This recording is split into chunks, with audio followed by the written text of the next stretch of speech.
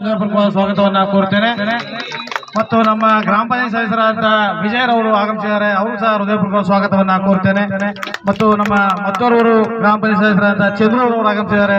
ಅವರು ಸಹ ಹೃದಯಪೂರ್ವಕ ಸ್ವಾಗತವನ್ನ ಕೋರ್ತೇನೆ. ಮತ್ತೋರ್ವರು ನಮ್ಮ ದುದ್ಗೆರೆ ಗ್ರಾಮದ ಗ್ರಾಮ ಪಂಚಾಯತ್ ಸದಸ್ಯರಾದ ರವಿ ಅವರು ಆಗಮಿಸಿದ್ದಾರೆ. ಅವರು ಸಹ ಹೃದಯಪೂರ್ವಕ ಸ್ವಾಗತವನ್ನ ಕೋರ್ತೇನೆ. ಮಾಜಿ ತಾಲೂಕ್ ಪಂಚಾಯಿತಿಯ ಗೌರವಿತ ಅಧ್ಯಕ್ಷರಾದ ಕೃಷ್ಣಮೂರ್ತಿ ಅಣ್ಣವರು ಆಗಮಿಸಿದ್ದಾರೆ. ಅವರು ಸಹ ಹೃದಯಪೂರ್ವಕ ಸ್ವಾಗತವನ್ನ ಕೋರ್ತೇನೆ.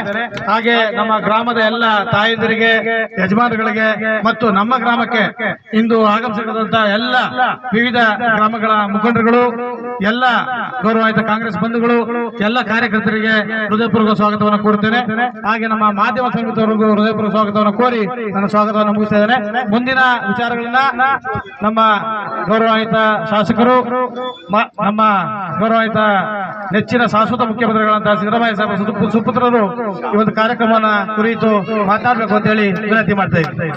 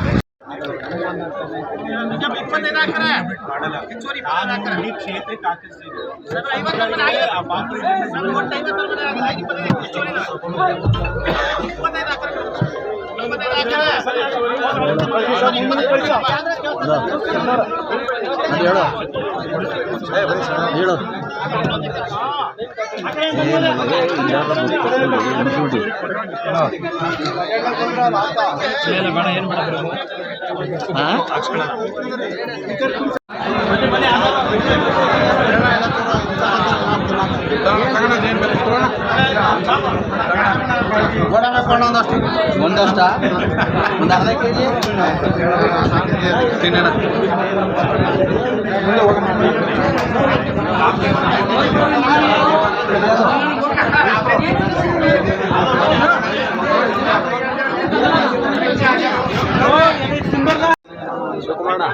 ಏನಿಲ್ಲ ಅಲ್ಲಿ ಬರ್ತಾರೆ ಬಾ, ಇಲ್ಲೇ ಬರ್ತಾರೆ, ಬೇಡ ಬೇಡ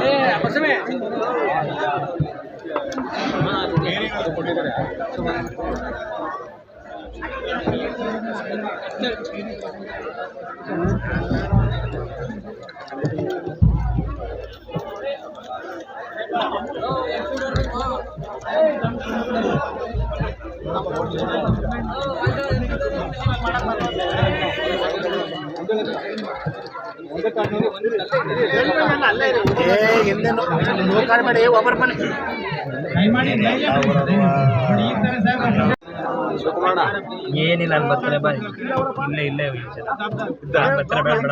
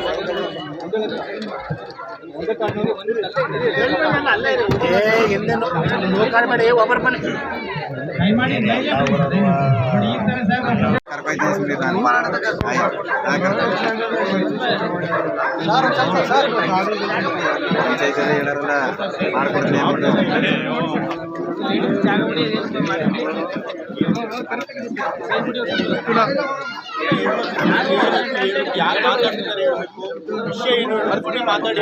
ನಮ್ಮ ಕ್ರಿಯೆಗಳು 4 ಜನ ಇದ್ದಾರೆ, ಅದೇ ವಿಷಯ ದುಡ್ಡು ಹಾಕಿ ಮಾಡ್ತಾ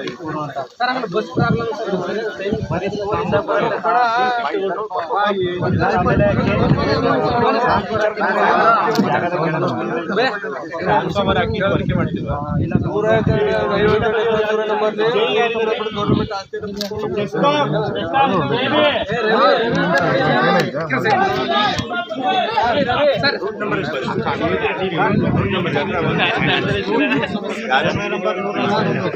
ಹಲೋ,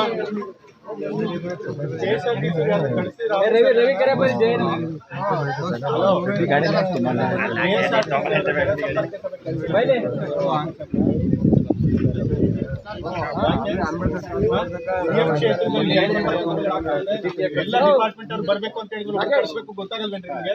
ಪ್ರತಿ ಸಲ ಹೇಳ್ಬೇಕಾ ನಿಮಗೆ? ನೆಕ್ಸ್ಟ್ ಟೈಮ್ ಸಿಎಂ ಜನಸಂಪರ್ಕ ಸಭೆಗೆ ಬರ್ಬೇಕಾದ್ರೆ ಒಬ್ಬರಿಗೆ. ಈಗ ನಾನು ಲಕ್ಷ್ಮೀಪುರಕ್ಕೆ ಬಂದಿದ್ದೀನಿ.